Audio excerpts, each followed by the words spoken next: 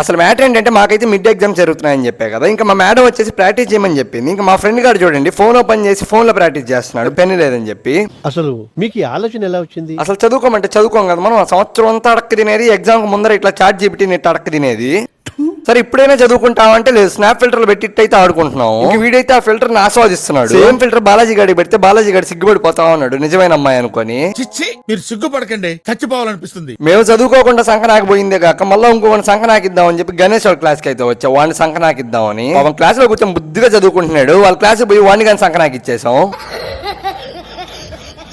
అలా చెప్పగానే జిమ్కి అయితే వచ్చేసాము. అసలు నేను పోయేదే అమావాస్య పౌర్ణమికి జిమ్కి. అలాంటిది ఈ రోజు ఎందుకు వచ్చానంటే, ఈ రోజు ఫ్రైడే అనమాట, మా జిమ్ లో ఫ్రూట్ బౌల్ అయితే ఇస్తారు, దానికోసం అయితే వచ్చా. మూసుకొని ఉండకుండా 2 డంబుల్స్ ఎత్తి నేనే పెద్ద కండ్లు వీరుడు అన్నట్టు కండ్లు అయితే ఎక్స్పోజ్ చేసా, చేయబట్టేసింది. వాళ్ళు ఇచ్చిన ఫ్రూట్ బౌల్ తినేసి ఇంక అక్కడి నుంచి అయితే వెళ్ళిపోయారు రూమ్ కి. సరే మరి అలా మీ లక్కీ అండ్స్ యూట్యూబ్ లో సబ్స్క్రైబ్ చేసుకోండి, ఇన్స్టాలో ఫాలో చేసుకోండి. Bye bye, Tata.